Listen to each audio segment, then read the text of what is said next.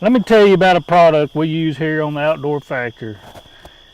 And I was skeptical about it, I'm not going to lie, and it's Fire in the Hole broadheads.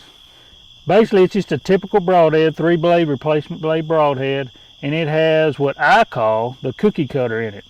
So you got the 3 slices, it's got a circle with these are blades actually cut, and it basically cleans the hole out.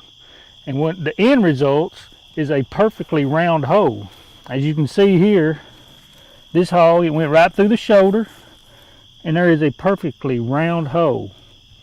So what happens when you have a perfect hole that can't close up?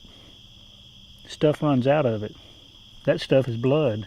That helps us recover the animal.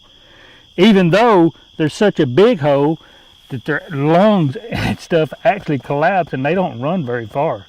30 yards, I had one hog run 40 yards on me, but he was running hard. I think he probably rode 10 of them. So I'm thinking 30 yards, 30 to 40 yards, your animal's dead. If you make a halfway decent shot, they don't go far. Lots of blood. I'm talking blood. Hog to me, and I ain't hunted every animal in the world, but a hog is the hardest one I could got to actual bleed.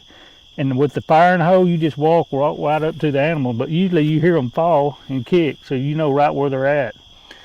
A lot of y'all are going to think, well, how does it fly? Because I thought the same thing. I shoot out to 80 yards. This thing was dead on, right on with my field tips. If you have a good tuned bow, this will shoot right with your field tips with no problem. My next question, and the question you're thinking right now, well, that thing has no penetration. I don't know how many of y'all have ever shot a hog, but these hogs in the shoulder are very tough. And I've been shooting all my hogs in the shoulder with these broadheads. I go through one shoulder, it sticks in the other side of the shoulder. My hog goes 30. Like I said, the furthest I had to go was 40 yards, and there's blood everywhere. I mean, you can't beat it. So I'm thinking, if this does this to a hog, what's going to happen when this deer walks out that's thin-skinned? I think I'm going to have a deer on the ground pretty quick. But anyway, I'm 100% satisfied with Fire in the Hole broadhead. Kenny has made a fabulous broadhead. You wouldn't think so. It's kind of different. But sometimes change, difference, is not a bad thing.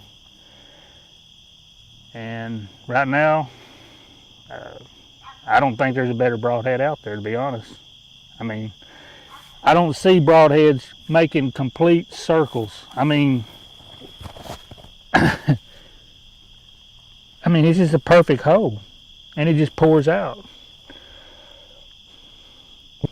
www.fireinthehole.com, or give Kenny a call and tell him I sent you, and you want some of these bad boys. Fire in the hole. Remember it, fire in the hole.